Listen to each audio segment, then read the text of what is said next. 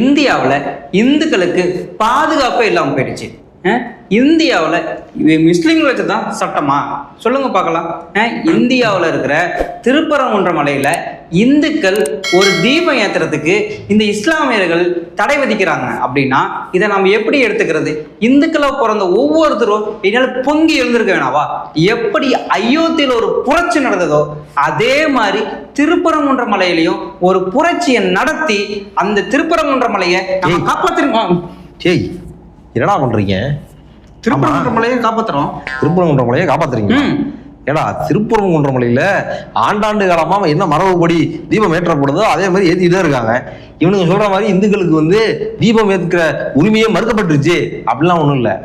60 வருஷமா தீபம் ஏற்றுறாங்க. அதே மாதிரி திருப்பரங்குன்ற மலையில உச்சி பிள்ளையார் கோயில் இருக்கக்கூடிய தீபக்குன்றுல இந்த வருடமும் தீபம் ஏற்றிட்டாங்க.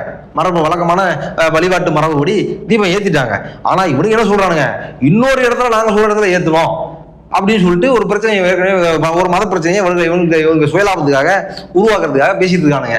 இதுல நாங்க திருப்பரங்குன்ற மலையை மீட்க போறோம். ஏன்னா திருப்பரங்குன்ற மலையை மீட்கிறீங்களே, திருச்செந்தூர் முருகன் கோயில்ல குடமுழுக்கு நடந்தப்ப தமிழ்ல தான் குடமுழுக்கு நடத்தணும் அப்படின்னு நாம் தமிழர் கட்சியும் அதன் சீமான் அவர்களும் போராடும் போது அப்ப ஏன்டா போல முருகனுக்காக போராடல?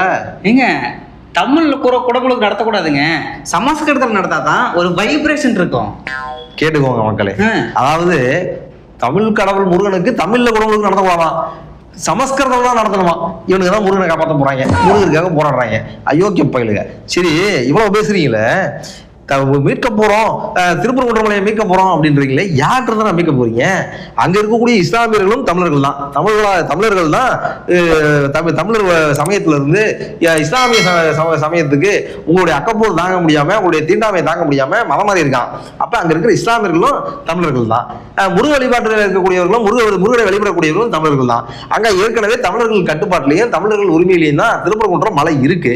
நீங்க யார்கிட்ட இருந்து மீட்க போறீங்க? ஆமா, நீ யார், எந்த ஊர் நீ? ஆமா, உன் பேர் என்ன? நான் பெங்கராஜ் பாண்டேங்க. என்னது, பெங்கராஜ் பாண்டேவா?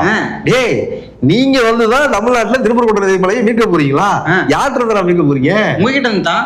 ஓ, அதுக்கு பேர் மீட்கிறது இல்ல, தமிழர்கள்ட்ட இருந்து நீங்க மீட்க போறீங்க. அதுக்கு பேர் மீட்கிறது இல்ல தம்பி, ஆட்டையை போடுறது. நீங்க ஆட்டையை அரசியல் லாபத்துக்காக ஆட்டையை போடுறீங்க. பயமான அயோக்கிய பயலுங்க. இவன் சொல்றான்னு சொல்லிட்டு தமிழர்களுக்கு மான உணர்வு இல்லை, இந்துக்களுக்கு மான உணர்வு இல்லையா? நீங்களெல்லாம் இந்துக்கள் இல்லையா? டேய், நாங்கெல்லாம் இந்துக்களே இல்லடா, நாங்கெல்லாம் தமிழர்கள், சைவர்கள், வீர சைவர்கள். அதனால உங்க பருப்பு இங்க வேகாது. நீங்க அயோத்தியில பண்ண மாதிரி தமிழ்நாட்டிலையும் பண்ணலாம் நினைச்சீங்கன்னா அது வேலைக்கு ஆகாது ராஜா. வாய்ப்பு இல்லை ராஜா, வாய்ப்பு இல்லை.